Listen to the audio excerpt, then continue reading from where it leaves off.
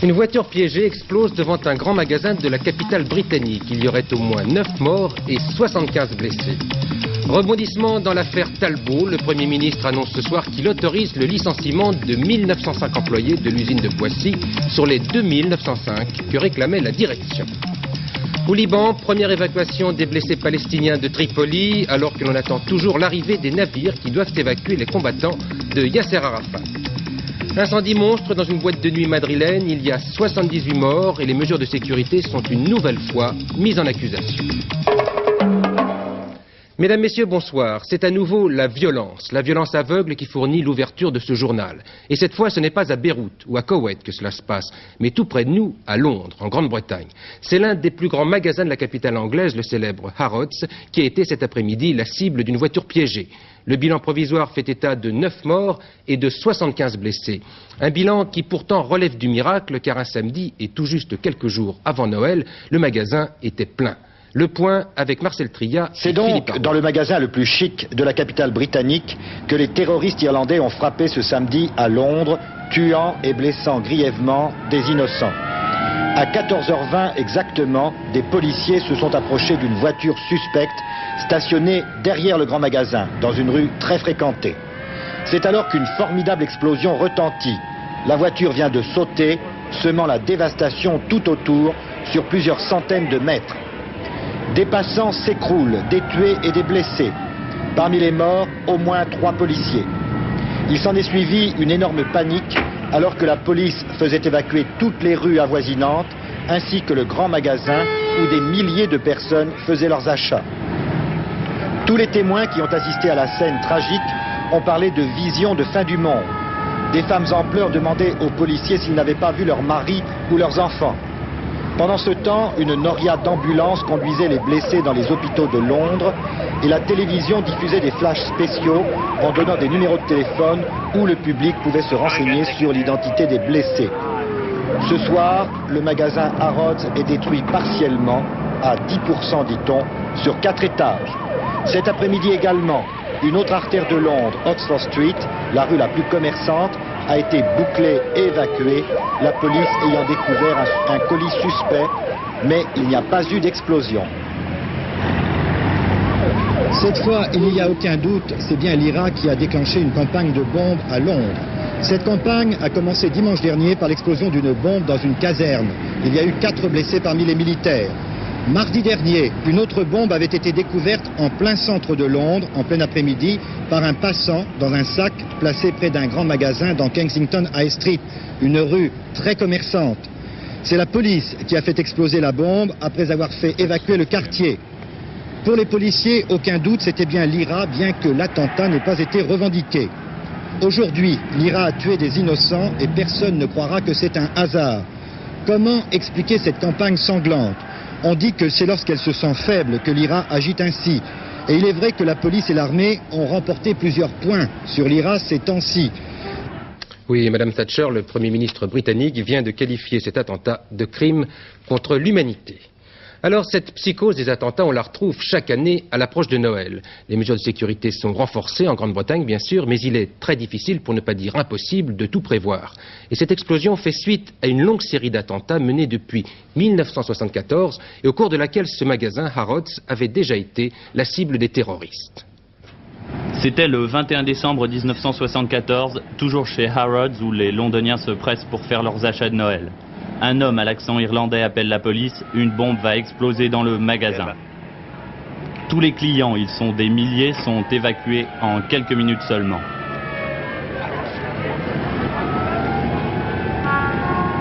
Il n'y aura aucun blessé, mais les bombes exploseront avant que la police ne les localise. En octobre 1974, un engin explosif est lancé par un membre de l'IRA dans un pub de Guildford, dans la banlieue de Londres. Les clients sont presque tous des soldats britanniques. L'explosion tue 12 d'entre eux. Le 21 novembre de la même année, une bombe explose encore dans un pub, à Birmingham cette fois-ci. 17 morts. L'attentat est revendiqué par l'IRA. Le 20 juillet 1982, l'IRA revendique un double attentat au centre de Londres. À Hyde Park, une voiture piégée explose au moment où passent des soldats à cheval. Ils se rendaient à une cérémonie de relève de la garde. Moins de 2 heures plus tard, une bombe éclate dans ce kiosque à musique de Regent Park où joue une fanfare militaire. Bilan des 2 attentats, 11 morts, 51 blessés. Il faut préciser que l'attentat d'aujourd'hui n'a toujours pas été revendiqué. En France, rebondissement dans l'affaire Talbot. Le gouvernement vient en effet d'autoriser 1905 licenciements à l'usine Talbot de Poissy. Je vous rappelle que la direction réclamait quant à elle la suppression de 2905 emplois.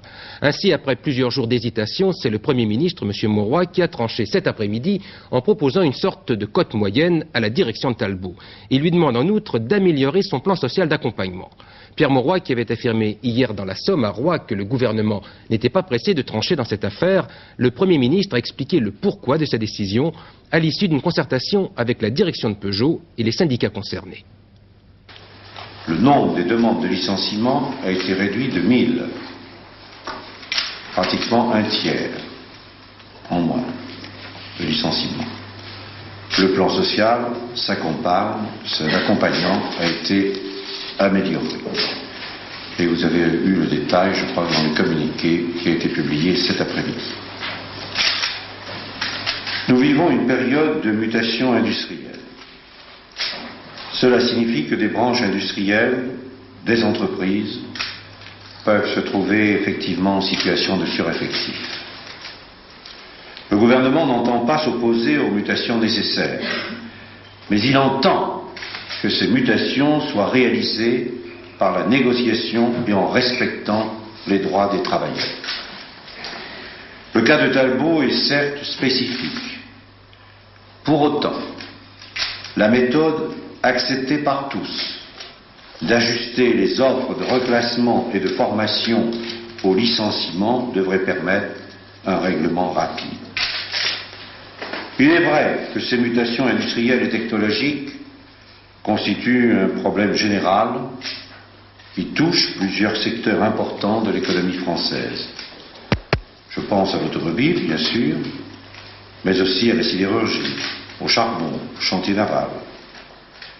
Nous devons réussir cette mutation en respectant les mêmes principes que dans le cas de Talbot. Première réaction, celle de la direction du groupe Peugeot Talbot. Elle vient d'annoncer qu'elle mettrait en œuvre les dispositions arrêtées par le gouvernement. Elle a appelé le personnel à rétablir le plus rapidement possible le travail normal à l'usine de Talbot-Poissy. Vous vous souvenez sans doute qu'en l'absence de réponse à son plan de restructuration, la direction de Talbot avait menacé de ne plus payer les salaires à partir de lundi. Et puis, pas de réaction du côté de la CGT et de la CFDT, mais Force ouvrière réclame dès lundi matin que la direction de Peugeot Talbot engage des négociations nécessaires pour assurer le reclassement et la formation du personnel concerné, donc, par l'accord de ce soir. Alors ce soir, justement, les choses ont au moins l'avantage d'être claires avec cette décision annoncée par Pierre Mauroy. Et nous donne peut-être une première indication de ce que sera à l'avenir l'attitude du gouvernement face au secteur en difficulté, Jean-Claude Renaud. Absolument. Le gouvernement vient d'accorder les 2/3 des licenciements demandés par Talbot. Première remarque, on est loin du slogan « pas un seul licenciement » de la CGT. Ensuite, quelle est la contrepartie sociale? Certains la trouveront un peu légère. Talbot versera aux licenciés une prime de reclassement de 20 000 francs et s'ils achètent un véhicule utilitaire comme outil de travail, ils auront droit à une réduction de 20 000 francs. Le Premier ministre a souligné que les salariés licenciés recevraient une formation et devraient être reclassés. Tout cela sera mis en place par la suite. Le gouvernement a donc choisi la voie moyenne. Un choix purement social aurait signifié pas de licenciement du tout. Il faut noter que pour la première fois, il accepte des licenciements massifs. Le choix purement financier, c'était on accorde à la direction tout ce qu'elle demande. Le gouvernement de la gauche ne pouvait pas s'y résoudre. En conclusion, la manière avec laquelle le gouvernement vient de régler le cas Talbot est une indication sur ce qu'il fera dans les autres secteurs. Pas question de laisser tomber les travailleurs, mais c'est quand même le réalisme économique qui l'emporte. La série noire continue en Espagne. Après les 2 accidents d'avion de ces dernières semaines, c'est maintenant un incendie dans une discothèque de Madrid qui a fait 78 morts. Plus d'1 millier de personnes se trouvaient dans la discothèque située au centre de la capitale lorsque l'incendie s'est déclaré. Et ce soir, ce sont une nouvelle fois les mesures de sécurité qui sont mises en accusation par les pouvoirs publics. Il est 4h45 à Madrid. Dans quelques minutes, l'Alcalá 20, l'une des plus grandes discothèques de la ville, va fermer ses portes. Il y a là près de 500 personnes. Parmi elles, 78 vont trouver la mort. Cigarette ou court-circuit, un petit incendie se déclare d'abord. Certains croient même à un simple feu d'artifice, mais bientôt les matières synthétiques aidant, une épaisse fumée noire envahit tout l'établissement et c'est la panique. Les 500 personnes se lancent dans une fuite éperdue vers l'air libre, on se piétine, l'architecture des lieux ne facilite pas leur sortie, c'est un dédale de couloirs et d'escaliers. Et lorsque les survivants arrivent aux issues de secours, ces peines perdues, elles sont bloquées. Alors ce soir, les familles des 78 victimes, des 25 blessés, les rescapés aussi, sont unanimes à dénoncer l'attitude du propriétaire de l'Alcazar. À leurs yeux, il aurait préféré à la sécurité la lutte contre la resquille en barricadant les issues de secours.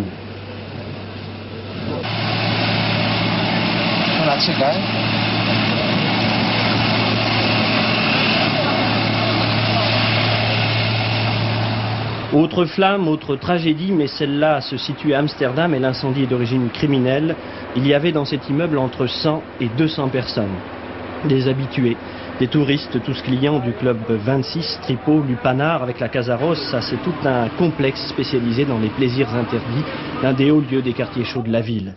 Peu après minuit, 3 hommes font leur entrée devant les clients et Berluet, l'un d'eux, un ancien employé de la Casa Rossa, répand sur le sol le contenu d'un bidon d'essence et d'un coup de pistolet, il y met le feu.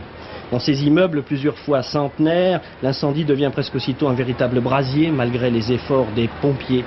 Il y a 13 morts, 5 disparus, une dizaine de blessés. Derrière tout cela peut être le racket, car le propriétaire du lieu n'est autre que Joseph Lenoir. C'est l'un des personnages les plus importants des nuits d'Amsterdam. Les 3 simples auteurs de l'incendie ont été arrêtés ce soir. Au Liban, on attend toujours l'arrivée des bateaux grecs qui doivent évacuer les partisans de Yasser Arafat encerclés dans la ville de Tripoli. 5 navires sont ainsi en route pour cette opération patronnée par les Nations Unies qui leur a prêté à cette occasion son pavillon. Mais déjà ce soir, une centaine de blessés palestiniens ont quitté le siège de Tripoli à bord d'un bateau italien, une opération distincte de la précédente et qui est organisée cette fois par la Croix-Rouge. Maurice Werther. Cette sorte de prélude au grand départ s'est passé sans difficulté particulière. Ce matin, à partir de 8 heures, des ambulances de la Croix-Rouge libanaise et du Croissant-Rouge palestinien, sous l'égide du Comité international de la Croix-Rouge, ont emporté les blessés vers le port. Des blessés qui, jusqu'au bout, tenaient à manifester leur loyauté envers Yasser Arafat. C'est aussi sous la responsabilité du Comité international de la Croix-Rouge que se plaçait le navire italien Appia, affrété pour le transport des blessés. Le navire devait les emmener jusqu'à Larnaca, à Chypre, d'où, par avion, ils devaient être évacués vers la Grèce, la Yougoslavie et en grande partie vers l'Égypte. C'est un médecin canadien du Croissant-Rouge palestinien qui dirige l'ensemble des opérations. Bien entendu, M. Arafat était venu saluer le départ du bateau. Et toujours souriant et toujours confiant dans l'avenir, il dit qu'il a répondu à certains journalistes qui lui ont posé la question « Je garde la responsabilité de notre très longue marche qui doit aboutir à la création d'un État palestinien indépendant qui aura pour capitale Jérusalem. »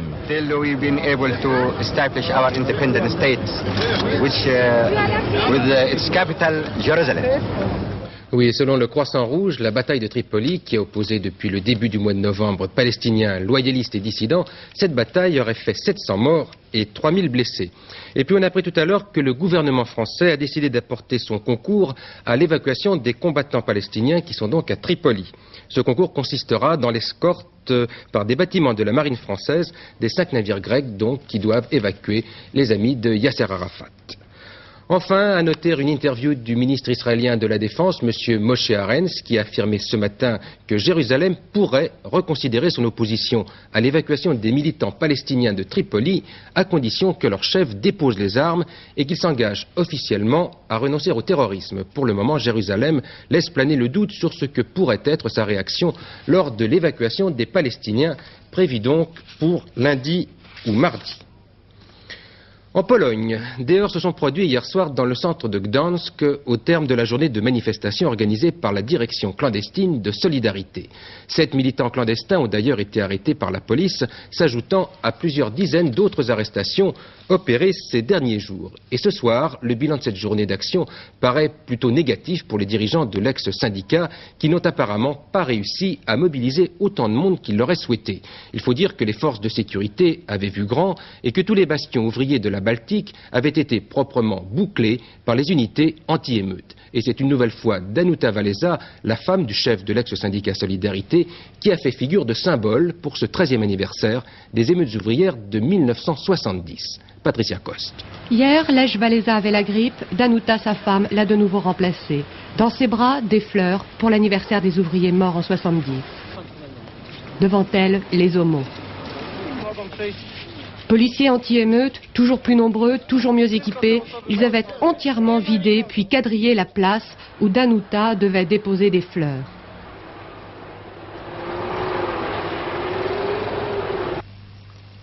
Mais elle avait un certificat du maire de la ville l'autorisant à passer. Elle sera donc la seule, en ce jour anniversaire, à s'approcher du monument construit en face des fameux chantiers Lénine. Pour sauver les apparences, une cérémonie officielle de quelques minutes avait eu lieu au milieu de la matinée quand tout le monde était au travail. Le déploiement policier considérable n'explique pas totalement que les consignes à manifester, lancées pour hier par la direction clandestine de Solidarité, n'aient pas été suivies. Les Polonais ont peut-être écouté Lech Walesa qu'il y a quelques jours déconseillait comme lieu de bataille la rue où le pouvoir détenteur de la force est le plus fort. Une seule chose est sûre, Danuta, d'un petit geste, fera signe à ses amis, sous l'œil des homos, qu'elle est désolée d'avoir été seule devant la croix.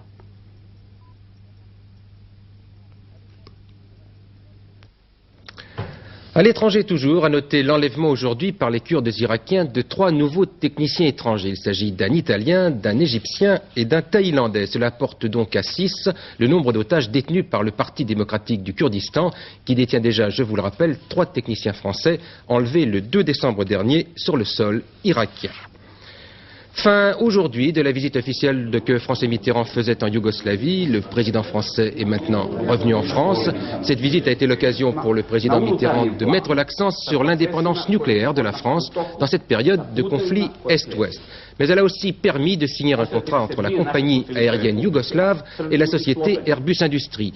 Belgrade a ainsi commandé 5 Airbus A320 et pris 3 options pour le même appareil. En politique française, les hostilités ont maintenant cessé à l'Assemblée nationale pour le projet relatif à la presse écrite. Le débat a donc été mis entre parenthèses ce matin et le gouvernement a décidé que les commissions se remettraient au travail début janvier en attendant la session extraordinaire prévue pour le début de l'année prochaine. Reste que ce projet de loi sur la presse a fait l'objet d'une très violente polémique ces derniers jours et dans de telles circonstances, on a toujours envie de voir comment nos voisins sont parvenus à résoudre ce problème. À commencer par la Grande-Bretagne où la presse tient une place exceptionnelle puisque 3 Britanniques sur 4 lisent chaque jour un quotidien.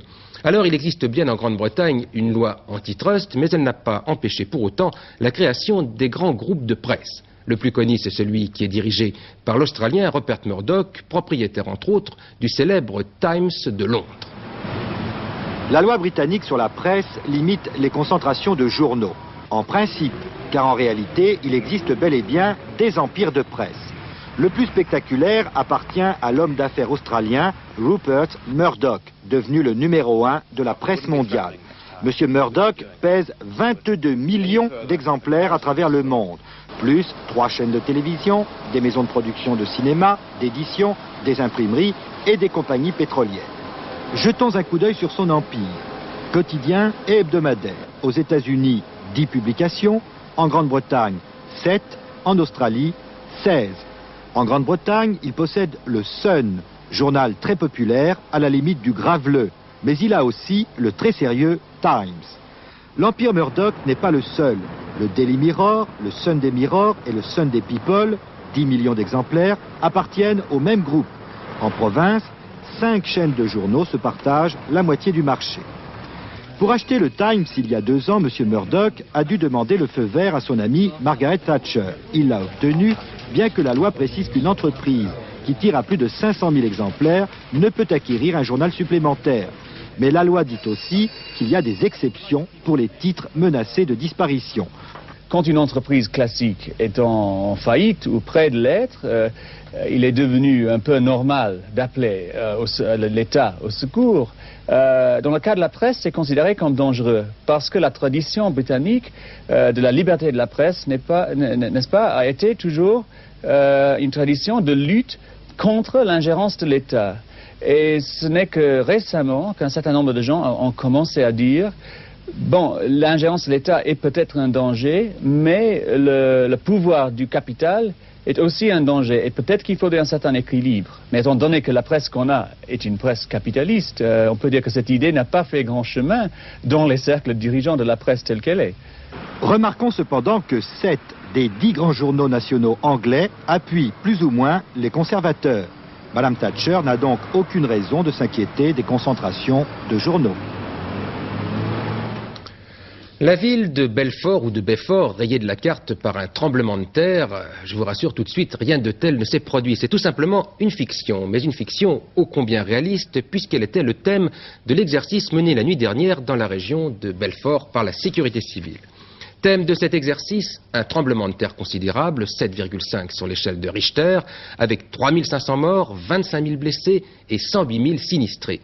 Mais heureusement, tout s'est bien passé, comme a pu le constater Claude Crespo en compagnie de Paul Albertini et Pierre Le Petit. Des chantiers d'intervention comme celui-ci, la sécurité civile en a prévu 6. 6 scénarios différents pour tester au maximum les capacités d'intervention. Celui-ci a pour cadre le fort de Bessancourt. But de l'opération, éprouver l'efficacité des équipes en matière de déblaiement et d'évacuation.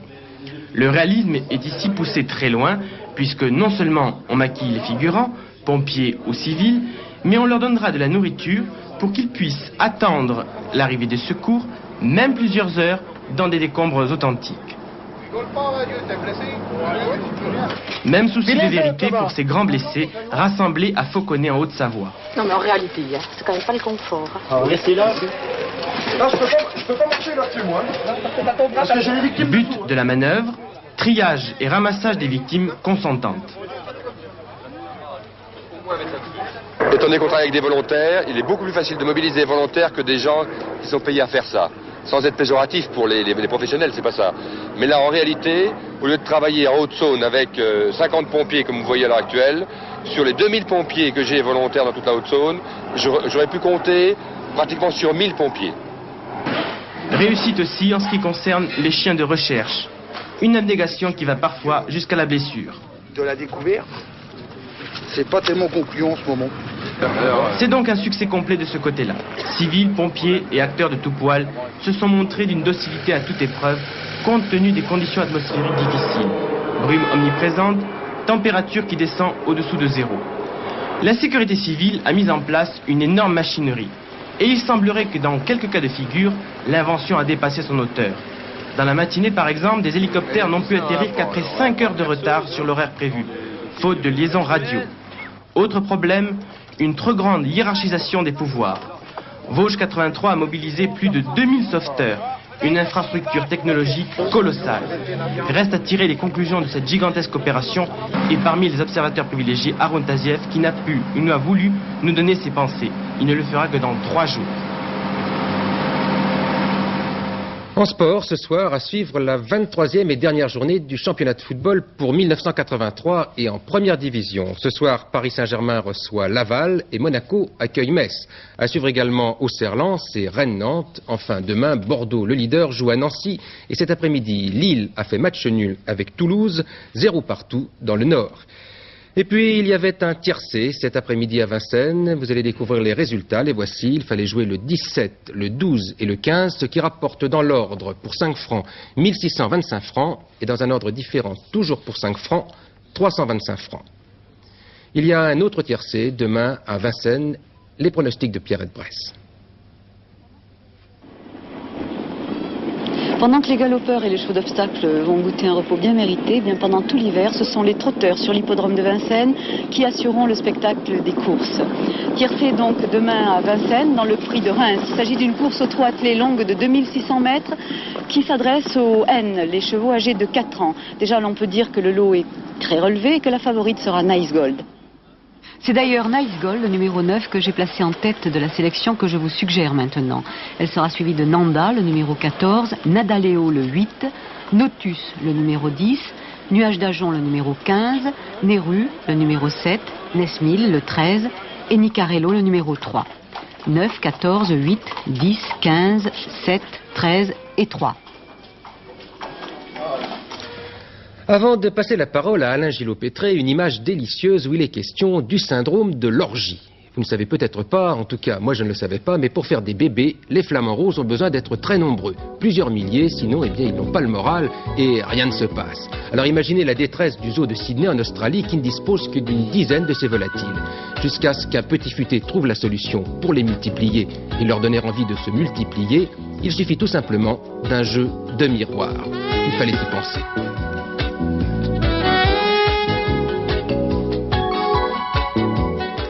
La météo avec Alain Gillot-Pétré qui n'a pas de miroir lui ce soir.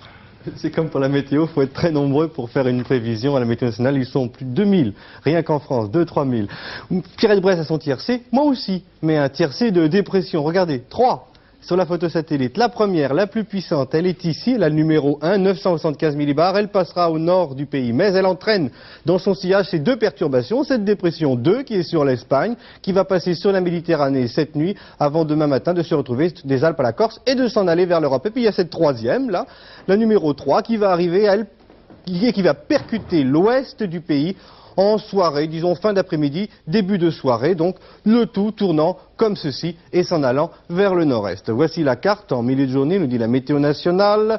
En milieu de journée donc, de la Corse aux Alpes, mauvais temps avec de la neige à partir de 1200 mètres. Attention, il faut prendre des pneus cloutés si vous voulez passer l'école, sinon vous ne les passerez pas. Ce mauvais temps s'évacuera ensuite vers l'est, alors je mettrai du soleil sur la Méditerranée pour l'après-midi. Sur l'est aussi, le soleil viendra, car dans l'ensemble, le temps sur la majeure partie du pays sera variable, alternant les éclaircies, les passages nuageux et encore les averses, mais pas sur la moitié est, l'après-midi donc, de belles éclaircies. Sur la moitié ouest, de plus en plus de nuages, au fur et à mesure que la dépression numéro 3 arrivera, avec un renforcement des vents de sud-sud-est, et bien entendu, de la pluie, pour ne pas changer. Côté température stationnaire, encore dégelé le matin, comme d'habitude, de 0 à moins 3 degrés du centre au nord-est, et l'après-midi, de 3 à 10 degrés sur la moitié nord, mais c'est bien doux à l'ouest, c'est la douceur bretonne, et de 5 à 13 degrés sur la moitié sud, température très agréable au sud et au sud-ouest, même au centre, températures qui sont au-dessus des normes saisonnières, il devrait faire plus froid, profitons-en. Demain, dimanche 18 décembre, 1 minute de soleil en moins, levé 8h41, couché 16h53 pour ceux que cela intéresse, et c'est la Saint-Gatien, et ça intéresse tout le monde. Voilà, fin de cette édition. C'est Hervé Claude qui vous présentera le dernier journal aux environs de 23h20 après Les Enfants du Rock. Et demain, à 12h45, vous retrouverez Daniel Bilalian pour Antenne de Midi. Je vous souhaite une excellente soirée.